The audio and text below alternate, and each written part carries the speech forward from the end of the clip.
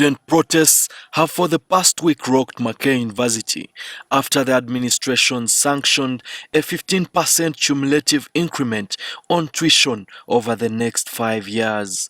Government responded with an iron fist in a velvet glove. In the full glare of cameras, security personnel raided halls of residence where they subjected students to corporal punishment, turning the hallowed grounds of learning into a theater of anarchy. Other protesting students were detained and briefly kept in cells before they regained their freedom. President Museveni on Tuesday this week told the NRM caucus that he was not aware that the army was deployed at the university. I open quotes. The military is not trained to quell demonstrations. They are trained to kill. Those students are not enemies. They are young children, grandchildren who need to be guided to do the right thing, close quotes, Museveni revealed during an NRM caucus meeting at the office of the president in Kampala on Tuesday. Defense and Army spokesperson Brigadier Richard Karemire on Friday said that Captain Richard Lubere, who commanded the raid at the university, is being held at Makindye Military Police Headquarters. That Captain Ronald Rivera, who was commanding the troops in Makerere, was yesterday arrested and is now currently detained at Military Police Headquarters in Makindye. A board of inquiry also has been established, led by Lieutenant Colonel Richard Okum, to go into deep and find out exactly what happened at Makerere University. Those findings will guide the subsequent actions. It's not clear yet how the university will navigate the tuition fee dispute with the students who have exploited a groundswell of resentment against the increment. Comparing Uganda to Kenya, where Kenya has low levels of unemployment, which means people are employed, where Kenya that has a higher GDP in terms of economy, they are doing well off more than Makerere University. How can you benchmark in Kenya, you see, and then you come with a conclusive report that you're comparing the fees of Kenya to Uganda? This country is having a lot of high unemployment levels. The GDP is low. The university management team has taken the view that a fee increment will provide the university a financial war chest to address a budget deficit that will incentivize its staff, including lecturers. Management has also offered the view that compared to universities across the region, the university, which has a stellar academic record, charges the lowest fees. But an economist and scholar at Makerere University, Fred Muhumuza, opines that fees is an isolated item and this must be holistically studied. Muhumuza revealed that to raise the argument that Makerere University charges lower fees compared to other universities in the region would be flawed. He revealed that other universities raise funds through research grants, investments, and endowment funds, and Ugandans have peculiar economic challenges. There is need for tuition increment, which the question is getting it out of context. By how much should we increase the fees? And I think the discussion has missed out key issues of a bigger picture. Because I've heard people say the university is underfunded, Uganda is the least in paying in terms of tuition. It is by and large funded through, and the other universities, through 3 or 4 major sources. You have the government input, direct injection, you will have through grants, and then there is the research that the university will do, and money that will come through research grants and all sorts of things. And then there can be the tuition. Some universities have investments, others have endowment funds. So it makes it difficult, therefore, to make comparisons between Makerere and other universities. Because while they all have similar expenditures, they have different sources of funding.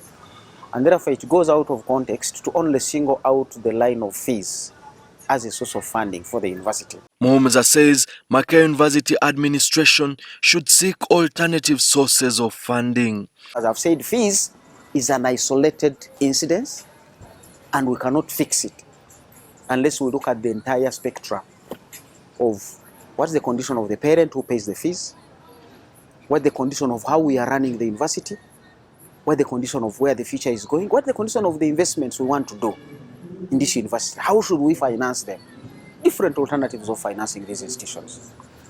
Some universities have done private-public partnerships. All these hostels that emerged outside the university, and the university had land at that time, we could have gone to the Sudiris of this world, the Mukwanos of this world, and say, come and build a hostel here. And from it for the next 25 years.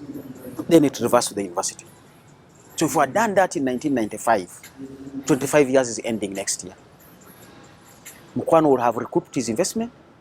That asset would now be available for Makerere to earn from. In 2013, Makerere University launched an ambitious plan to raise more than R1 trillion through a public-private partnership.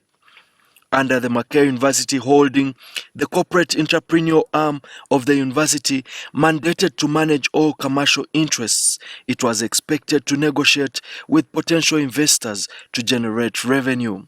In the first project, the university plans to get an investor to construct a convention center, a 3-star hotel, and 9 student hostels with 8 stories, each housing up to 3,120 rooms at the current Makerere University guest house. But beyond the impressive blueprint, there's barely any progress registered. But there are a number of ways to address a finance deficit.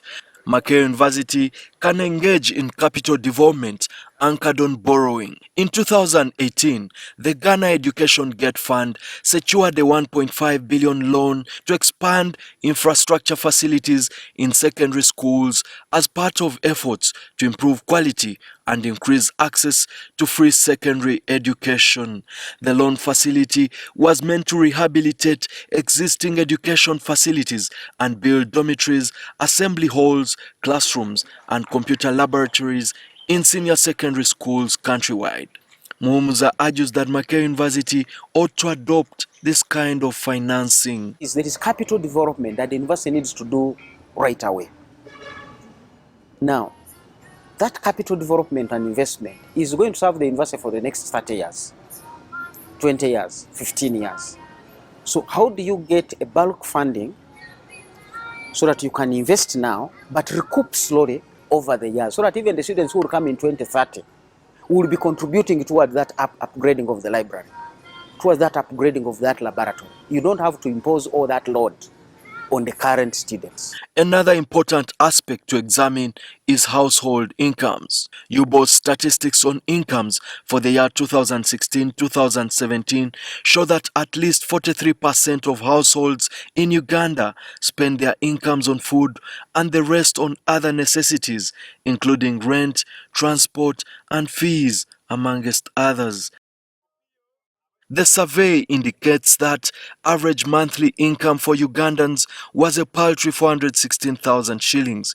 Given that Ugandans averagely spend 43% of their incomes on food, it means that of the 416,000 shillings, about 178,000 shillings is spent on food, leaving an individual with 238,000 shillings. With other costs such as hospital bills, transport, rent, bills for water and electricity, a family can barely save 1 million shillings as fees for a semester. This means that at least 50% of households cannot afford to pay tuition for their children for the cheapest degree course even before the increment takes effect. For instance, a bachelor's degree in medicine and surgery costs 1.77 million shillings a semester. Going by the increment in the next 5 years, the cost of a bachelor's degree in medicine will stand at 3,097,500 shillings, which is way out of reach for many households. The average size of a family in Uganda is 5, meaning that one will need to have a budget of about 8 million shillings to educate 3 children at a university per semester. Muhumuza argues that this is why government ought to have consulted parents. Everybody is saying we consulted the students made an input. The major stakeholder in this space is the parent. Because when fees go up, the child will not even know the burden it takes. Most children will not know.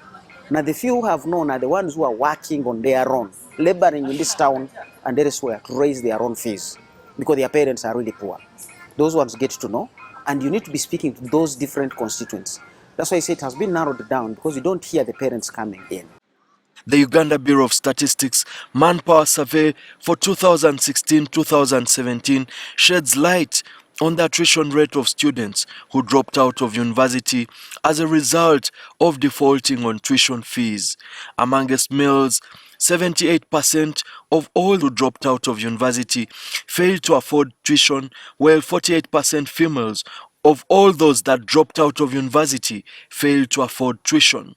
This is profound both in public and private universities. For instance, in private universities, out of the male students who dropped out, 83.6% left as a result of failing to afford tuition, while 52.5% females dropped out because they could not cope with the tuition fees. We are in different economic environments. Ugandan parents are facing different hardships from the parents in Tanzania, from the parents in Zambia, from the parents in Tanzania, in Kenya. And since the parents who are paying, you want to look at the income streams. So when this child demonstrates, it's not that they wanted to demonstrate. It's because the parent have said, if that's the new development, you are getting out. Now this student becomes desperate. I was left with 1 semester. I was left with 1 year. But now my parent cannot afford. So I have to leave. So out of desperation, the students come up. This provides cogent evidence to suggest that if tuition is raised at Makerere University, the rate of those who are dropping out will increase. Muhumuza says government should take pride by offering affordable and quality education. Look at its ranking, number 5 in Africa. We are only comparing with South African universities, only. And we should be proud that even with modest funding, we have caught up with South African universities which have abundant funding. So there is some gem in Makerere already that we are not tapping, but because we have gone militant, militaristic, antagonistic, and lost the gold in Makerere, we need not to let 2040 find us in the same predicament of trying to put out fires and fires and fires. No, let's go strategic. Let's look at broader aspects of the university education. As a public institution, Makerere must never be compared with other universities. It's not in that comparable category. Look at its ranking, number 5 in Africa. We are only comparing with South African universities, only. And we should be proud that even with modest funding, we have caught up with South African universities which have abundant funding. So there is some gem in Makerere already that we are not tapping, but because we have gone militant, militaristic, antagonistic, and lost the gold in Makerere. The right to education has been recognized as a human right in a number of international conventions, including the International Covenant on Economic, Social, and Cultural Rights. It recognizes a right to free compulsory primary education for all, an obligation to develop secondary education accessible to all, and as well as an obligation to develop equitable access to higher education. Emmanuel Mutaiziwa, NTV.